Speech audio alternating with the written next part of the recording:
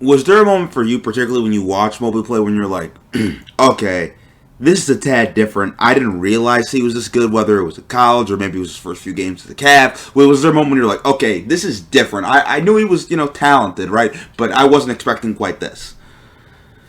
Without going through like notes and things, it's hard to say one. I was at summer league and I gotta to be honest, like he doesn't pop in summer league, and like, that makes sense. Summer league is built for guys who can score and guys who can put up shots and guys who can do a lot of fun stuff with the ball in their hands. And the Cavs didn't really bring anyone to even feed him the ball in summer league. It was kind of a slog in that regard.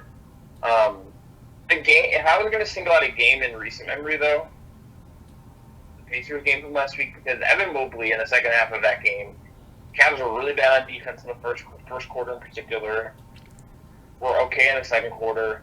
In the third and fourth quarters, their defense was just obscene. It was just shutting down the Pacers' offense to a degree that is really hard to do. Even if it's not a good offense, and that was a team with new pieces on the floor and stuff like that.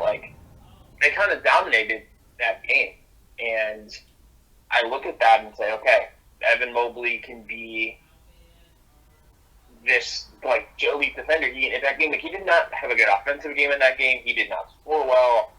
Didn't see any assists or really anything, but he was even didn't always have blocks and steals in terms of counting stats on the defensive end. But he was the defensive defender. He was the linchpin of the defense in that game, and that's one of those moments where it's you want to make his case for all defense, which I think you can make.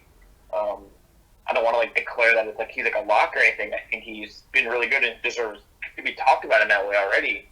But that's the game you want to cut the tape and show up with someone and say, hey, this guy's a freak. This guy is going to be if I had to bet, I would bet he wins multiple defensive player of the awards. And it's because he can have games like that where he locks it down and is just utterly dominant at that end of the floor.